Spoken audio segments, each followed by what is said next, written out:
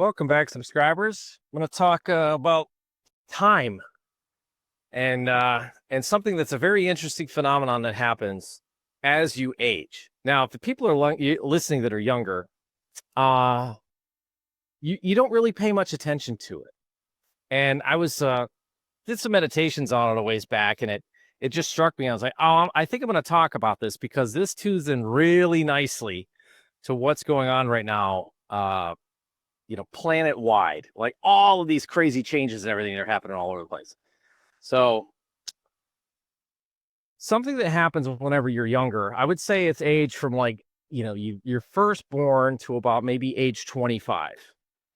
So there's an element that's inside of time that has to do with the newness of life and the excitement of life. Now, as you age and process past this period, you end up doing like basically adulting. You just do the same old stuff over and over again, and it becomes incredibly mundane, and you don't really have anything to talk about anymore. There's certain things, there's high spots, but what happens in the mind is like it gives you this perception of that time is speeding up.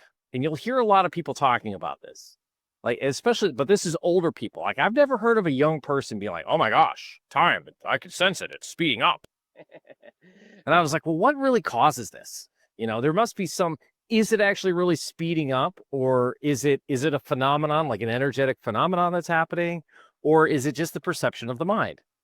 So I thought, I was like, well, what happens? And I was like, well, I'll tell you. And when you're younger, this has been my perception. Just as I said, is doing some meditation stuff on this. You're like, how could this be? Because this is a very common thing. And it comes to novelty, things that are new to you. So if you told me a story and told me about your life from your earliest recollection of anything to say age 25 and all of the things that you had, like you're writing your memoirs, right? It would be pretty significant. I want you to tell me everything that is of any interest. Like you want to keep me at the edge of your seat. Like what's going on in your life, right? And from a child's perspective, whenever a child's new, and I've had 3 children, they get so excited about the smallest little things that as an adult, right, we don't think anything of it, right? It might be like, oh, hey, Dad, I learned how I tied my shoes by myself today for the first time, right? It's all these like virgin experiences, and it's very exciting. So it doesn't matter if it's relations with another human being for the first time, or in that anticipation, or you making your first basket in a basketball hoop, right? Or like tying your shoes, or I brushed my teeth by my first time today by myself. I did it all by myself. Things like that it's very, very, very exciting. And if you looked at it like energetically, like the emotions that are generated in the actual living being are pretty significant. You're so, if you've ever been around young children and they want to tell you things, like here's, a drawing that I did, and I did, something that's very rudimentary, but they're so excited about it, right? Again, it's all about emotion. And if you think about all these things that you've done in your life and all these kind of virgin experiences that you've had, and you start adding them all up, you're like, yeah, by the time you hit 25, you're pretty much done everything there is to do that's new and exciting. It's new, it's novel, right? So after 25, then the reality sets in between 25 and 35 that you're in like this rat race. It's not very exciting. Probably married, maybe.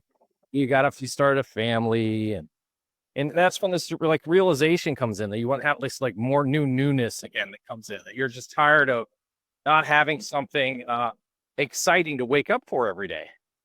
And you see a lot of this. That's why you see a lot of divorces between around that midlife section, where people are just wanting more excitement and they want to be alive. I want to go find myself, whatever the hell it is. So this concept of time speeding up is nothing more than you just not having a very interesting, novel experience in the moment of time that you're in, of your life. All right. That like if you were in school, I remember in grade school, everybody went through this, right? We had analog clocks, and you could watch the clock and just be wanting the day to be over because it was so incredibly boring. And it's like when you become an observer, and I talk a lot about this, that there's a quantum mechanic element that comes into play with this. When you become an observer of time, time just drags, right? And like a watch pot never boils, that type of thing. So, well, how does it work whenever you're younger? You want to be older, you want to be bigger, you want to be faster, you want to be able to jump higher, whatever, right? You're not observant of it yet because you haven't experienced it. You like don't have the physicality to be able to do it yet. But if you're driven towards it, you'll achieve it. You'll achieve those things. So we're at this point right now where adults are going into a very novel environment based upon their perceptions of the realities that they've known. So they're constantly daily getting these rug pulls. It's like, the Trumpitos are like, they're really into them, and it's the Epstein thing, and it's this, and it's this constant, ping pong match back and forth in the mind of like hyper novelty. You're dealing with like this, it's just off the hook with stuff that's new. Like, oh my gosh, I'm going to have to come up with a new savior for me to have to follow. And people are like, I don't follow Donald Trump, or I don't follow Hillary Clinton, whoever it is, Barack Obama, whatever it is, whether it's a political figure, a celebrity. They do the same thing with celebrities. And it's this following that happens. And they're constantly shifting your perception of this is a good person, this is a bad person, right? It's the villain, it's the the hero, in the movie. And they've been messing with the minds of human beings forever because they know that if they can continue to keep doing this, that it doesn't allow you to tap in to what's actually going on around you. You're going to be like, you're hyper aware. You don't really know what's going on because your subconscious is basically been commandeered because of this. And one of the examples of this in movie cinema would be there's an actor, and he notoriously is a villain. And his name is William Dafoe. You'd look him up. You look him up, and he looks like a villain. I mean, it's great. But anyway, historically speaking, he's always played, his voice is very identifiable. His voice is very typecasted to the villain, all right? And then what do they do in a Disney movie? In Disney, there's some dark shit that's associated with Disney. A lot of people know about this. What do they do in the subconscious? They do it subtly to young people. They do it in a movie, Finding Nemo, right? So they take this innocent fish, and he's getting steered and mentored by another fish in the movie. And the fish's name is Scar. And Scar, the voice is William Dafoe. Like, he's the mentor, right? So it's like, well, how does that work in the mind of a young person to be growing up and loving this movie, right? They love the imagery and the music, and they love Dory and Ellen DeGeneres' voice. And also, there's another one. It's all like part of it. And then you find out, like, as a child, that gets imprinted into your subconscious, that these sound tones are directly reflected upon a person that helps another person. That's a good person, a mentor, and so on and so on, you see? And then as they age, they start seeing like this actor, that this sound tone that's associated with this actor plays all these villain roles. So it has an energetic impact on the mind, right? So basically, you don't really know which way to go. And it's happening in the subconscious. It's fascinating. There's been a slew of studies on this, on how to manipulate human beings. It's like, it's a form of mind control, and it's happening by keeping humans in a seeking state, a fearful state, that they're listening to specific people, and they become like commandeered. They've become the followers, right? And just based upon the way that the sound of the voice is. And anyway, it's a fascinating thing. And now we're moving into this novel experience. So, how do you take advantage of the novel environment? Well, you're not a follower. You're not letting your mind be part of this ping pong match, right? So, if you're somebody that isn't, a normie and you're just, you're trying to cut your own path, and you know of what I'm talking about. You know of how I could talk for days about these subtle, like frequency flips, like polarity shifts of people's voices, the actors, musicians, politicians. They're all like playing these roles and they're like switching back and forth to good guy, bad guy, or good girl, bad girl. And it's incredibly distorting in the mind. It creates a tremendous amount of confusion. And that confusion is like it's part of the fabric of how the reality works. And if you start queuing in on this and just start going back into your experience and thinking about like whose voice would you trust? If it's a dark room and you heard William Defoe's voice, you're like, and asking you to come towards the voice, right? Well, you have a near-death experience and it's totally pitch black. You're trying to find a light, right? And you hear William Defoe's voice. Are you gonna follow that based upon what you know? You see what I'm saying? So what are they associated with?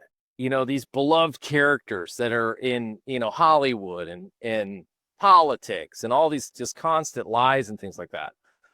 And it's incredibly distorting in the mind. So it coming back to novelty and the time factor that comes into this.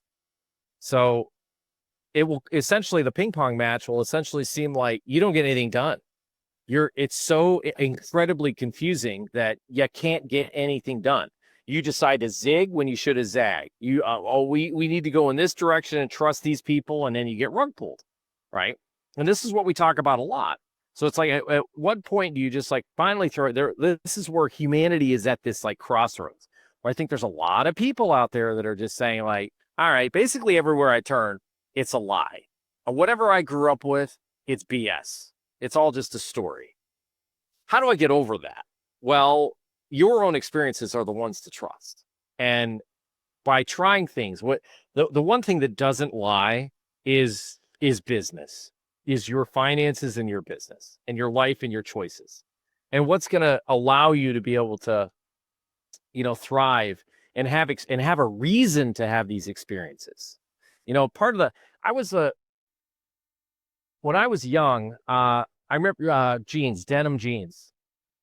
And I was never big and I was really little. Again, wanted to be big. And I so wanted to have like a pair of worn out jeans, right? But you were always like growing so fast that you'd always get a new pair of jeans. So they were never like washed enough for them to be soft. And, like I got like have my dad's like jeans, they'd be in like the laundry basket. I remember this. And you're like, oh, so nice. Yeah, there's something about a pair of jeans that have been washed like a zillion times and it's super, super soft. Well, once you get to that point, it's like where is this heading? It's that you're so wanting to be into that space, to be bigger, to be able to be uh you know at the end point so that I can be an adult so I can have all these great adult things, right? And how like I wouldn't say envious, but like looking at my father, like, oh, he's lucky to be able to be big because he can keep this set of jeans. Da, da, da, da, da, da. I can remember this and thinking like, well, geez, if I was just bigger, yeah, if I was, yeah, or right, you're in school, like, oh, I'll have people listen to me if I get a degree and I have some sort of a combination or some reason for people to like listen to me, right? I'm having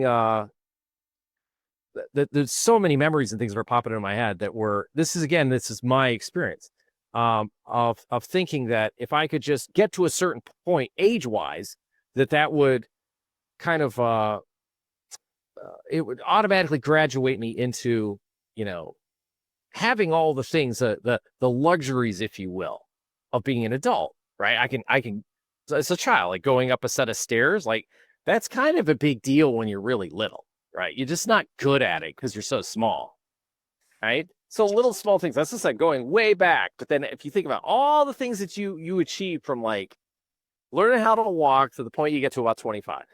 After that case, not really a lot of novel things that are happening. You start discovering like, yeah, this is bullshit. This is a total lie. So now, like, where are we at? We're at this point right now in human history where we're kind of at this like break point where it's like a new renaissance or renaissance, right? And there's a lot of people that are, really fear mongering this. And it's just like, well, because it's new. I'm like, gosh, that perception. I'm like, I'm 50 years old. I don't look at it from that perception. It's something that's new. Like, and would it help me? So if I look at it from a business perspective, has it helped me? Yeah, you bet your ass it has.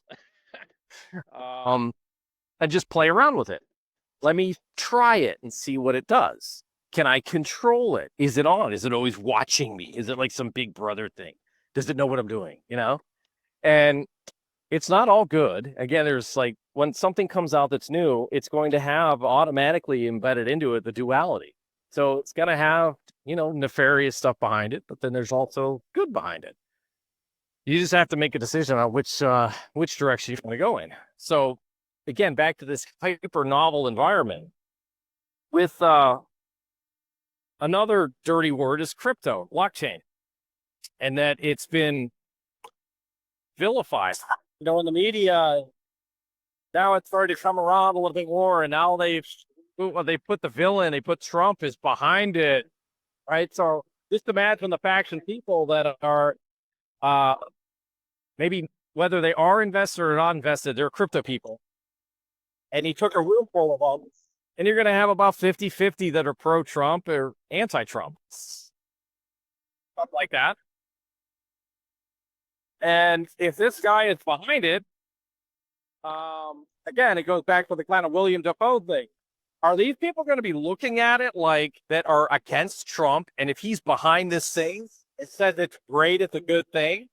Are they just going to automatically just shut their minds off and not entertain it?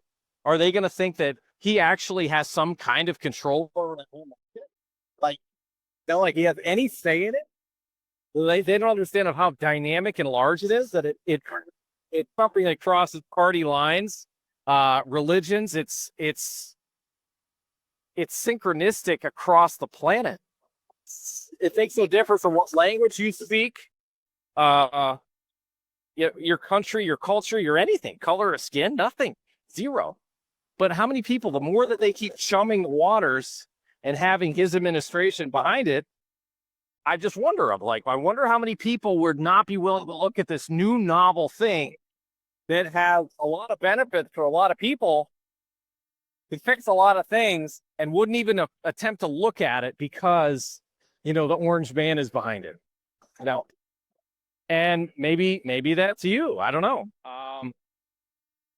But it's something to think about. And if that is what the way someone's thinking, it's an incredibly small way of looking at the reality that you're in. That again, it's like you're typecasting a person to a thing. It's being associated to it. And it's a governance tool that's used against humans in general to get people not to look at it. I'm like, how symbolic is this? It's like synchronistic on the reality plane. You have this real estate developer guy. I mean, that's what Trump's known for. Billionaire, real estate mogul, and he's behind this. Why would that be? Is it just, out of all the history, like you look at all the presidents, how many other presidents we've had that come through the pipe that have been like business people that are at the cusp of, basically creating and forging a new financial system? It's like so set up. It's like, again, it's a movie. It's ridiculous. So the probability that it not being resonant, like in order for all those things to come into play, there's a resonance that's there. So back to time. It's the reason why you're perceiving it as being faster when you're getting older is most probably, and you can do this on your own, is because you can kind of work through this yourself. is because you don't have anything new in your life. Maybe you're going to go buy the sports car. You're going to get the girlfriend that's half your age, or uh, on the female side, what's the female? Well, it's usually the gym mama. I experienced that. So anyway, you kind of get the picture that people are just seeking and wanting there to be some kind of newness because it makes them feel young, right? Well, like, all right, well, if that's the case, then you should be embracing the new technology, AI, blockchain, the digitation of things. And you should be really getting into it because it is expanding at such a rapid rate that you're never going to really be able to wrap your head around the whole thing, because every day it's changing, every single day. So just imagine, like, if you're looking for a fountain of youth, I can't think of a better one to do than this, than to be involved in something that's as new as this, and have it being developing, daily. It's insane. Like every day that you wake up, it's like, I have to learn something new. I have to do something new. And that's another thing as people get older, they don't want to learn new things. They get tired of it. They want it simple. Just make it simple. Just do. Well, again, that's a very old perception. Old. Like, just go handle it. So either get busy living or get busy dying. So part of that element that comes into this time has to do with, being forced to be, learning something. Learning how, you had to learn how to tie your shoes. I had to learn how to go up a set of steps. Right. I had to learn how to hit a baseball. I had to learn how to catch one in the teeth the hard way. You know what I mean? You do all these things that are just, that you'll never forget because you experience them. And that's time, because it's bound. Those memories that you had when you were young are bound to time. As you age and you have less experiences, where's time? You have no way to, it's like it's a one-to-one marriage between a memory that you have and time. But if you don't have any more memories, you have nothing that's new, you're not going to make any new memories, then what happens to time? Right? It's just evaporated. There's no way to pin it to anything. So it gives a perception in the mind that it's speeding up because you're squandering it. You're squandering your time because you want to stay complacent and you don't want to learn new things and have new experiences. Why? You're not being a very good steward of your time. So this is a new environment that you can get into that will benefit your person, your family, your businesses. A whole new world is opening up. The metaverse is opening up. It's absolutely. I was explaining it to my daughter last night. I'm going to do a video that's related to this, and because I need to show what we did and what I set up for her. Something really simple. It's just setting up a website basically, but there's some groundbreaking stuff that's happening. Relative to the way everybody knows it, it's like not exciting, but it could be in the future for sure because it's new. And it's not very expensive. Anybody can get into doing it. But I said, well, you might as well give it a try. That's the way it works. And so at any rate, again, it's like being part of something that's new is very exciting. It's very exciting. And if you're on the side that is rising with it, and you're like on the boat, it's exciting. Like if you've owned crypto, all right, and you've owned it for like say the past 4 years, and you went through the last bull run, it was incredibly exciting. Super, super fun to be part of that, and even now this one is good too. Not as good as the first one. Again, it's like the first time is the best time, my experience, because it's memorable. It's very energetic, very robust. All right. So anyway, it's something to think about. I want you to think about your reflection of your experiences of life as a human being and time whenever you were young. And then when you got older, if you could write them all on paper, here's, I'll just draw the paper in half and say, these are all the things I did on age 25 before, like when I was young. And then these is like after 25. And then you're not going to have very much on the page after 25. I promise you. All the things that you remember being like monumental things, right? Hey, Dad, I just made this. Show me how to make a paper airplane, right? Maybe the first time you did it was like very gratifying, okay? Something as simple as that, right? Doing a drawing, something simple and mundane. I said that if you've been around young children, they are just stoked, right?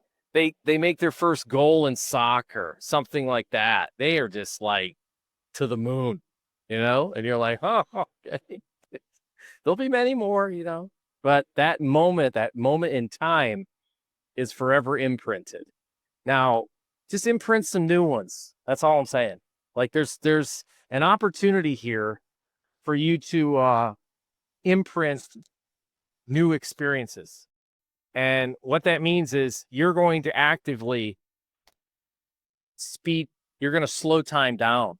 You're going to get it back to your youth because of all these experiences that you had. That is fantastic when you think about it. It's absolutely the most fantastic thing to be in control and understanding how time manipulation can work. And it's all because it's all on you. You are the one that does it. There's some person behind this, the